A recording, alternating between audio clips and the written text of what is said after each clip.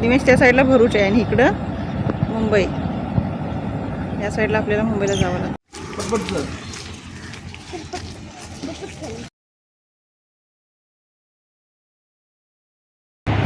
Mobile allowed आहे ना?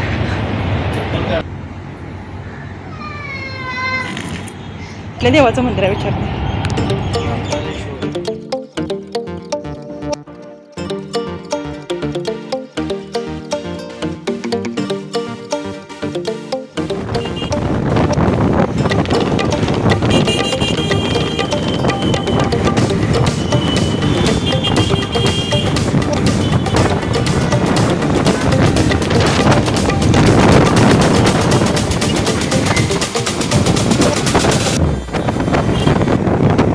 नमस्कार, मी वनिता आणि आजच्या माझ्या नवीन व्लॉगमध्ये मी अगदी मनापासून तुमचं स्वागत करते.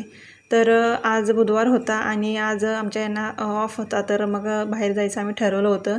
तर चॅनलवर जर नवीन असेल तर प्लीज चॅनलला सबस्क्राईब नक्की करा आणि बेल आयकॉन नक्की प्रेस करा. त्याचबरोबर व्हिडिओ आवडला तर व्हिडिओला लाईकही करा. आपल्या देवाचं मंदिर आहे विचारते.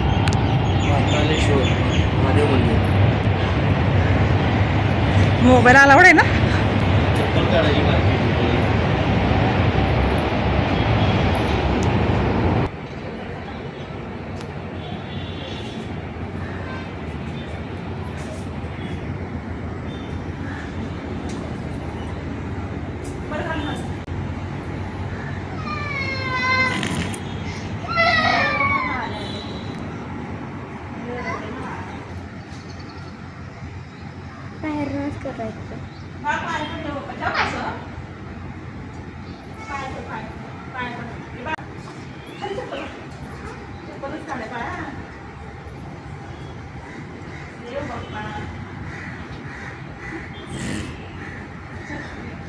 इथे हे दोघांचं चाललं होतं की नदीकडे जायचं. त्या दिव्यांशला तर जायचंच होतं नदीकडे, पण ते चिखल वगैरे होता ना भरपूर, त्यामुळे नाही गेलो.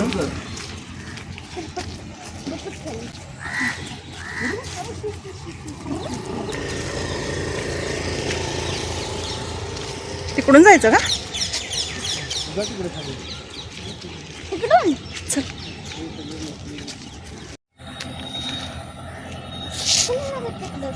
नाही जायचं वाळाखाली.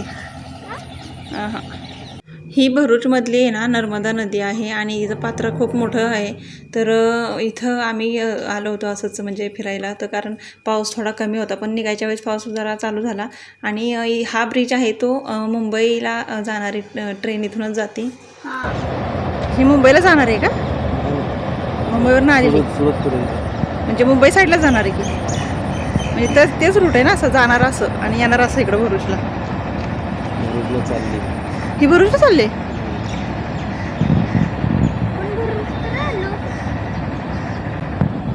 निमेश त्या साईडला भरूच आहे आणि इकडं मुंबई या साईडला आपल्याला मुंबईला जावं लागतं.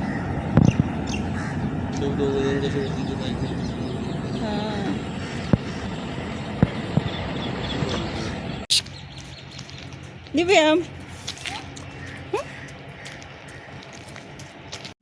जरा आम्ही नदीच्या काठी जाऊन त्या फिरून आलो. तिथं बघण्याजोगं असं म्हणजे काय मला काय असं खास वाटलंच नाही. आणि नंतर मग इथं वरती येऊन भेळ वगैरे जरा खाली, तर भेळ छान होती तशी, पण 50 रुपयाला एवढीशी भेळ होती. आणि दुसरी होती चीजवाली, ती 70 रुपयाला, तर मला जरा महागच वाटली. तर ती भेळ वगैरे खाल्ली. तर ते म्हणत होते अजून काय घ्यायचं का, तर मी नको बोलले पहिले घरी चला, कारण मला काही एवढं खास तिकडं वाटलंच नाही असं फिरण्याजोगं. फक्त काही नदी बघायला, नदी काय आपल्या इकडं पण असतेच म्हणा, पण इथं असं फिरण्याजोगं असं काही लोकेशन चांगलं जवळपास आहेच नाही. म्हणजे भरूचमध्ये तर, बाकी गुजरातमध्ये म्हणजे इकडं तिकडं असतील तर मला काही माहीत नाही, पण भरूचमध्ये तर असं जवळपास काही आहेच नाही फिरायला.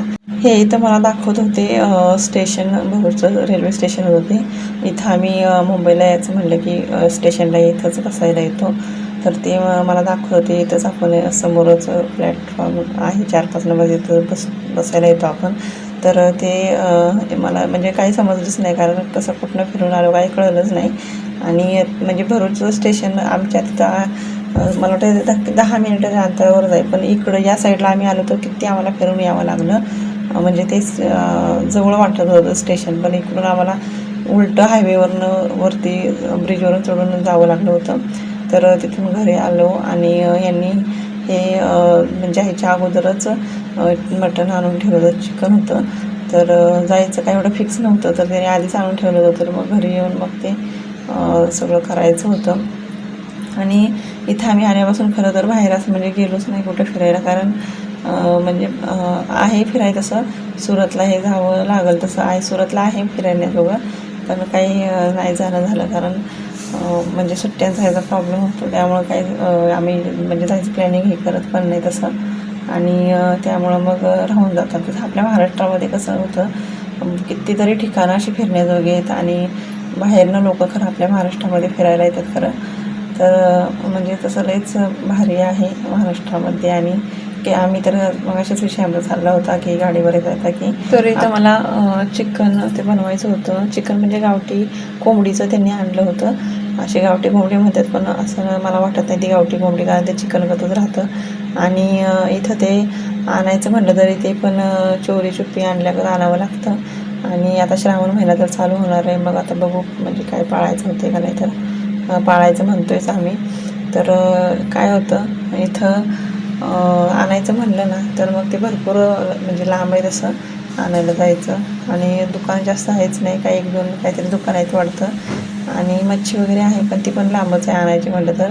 त्यामुळे त्या भानगडीत आम्ही काही जास्त पडतच नाही. आपलं शॉर्टकटमध्ये जवळपास काय असेल तेच आणायचं काहीतरी. आणि इथं मला बिर्याणी पण बनवायची होती आणि पातळ रस्सा पण बनवायचा होता.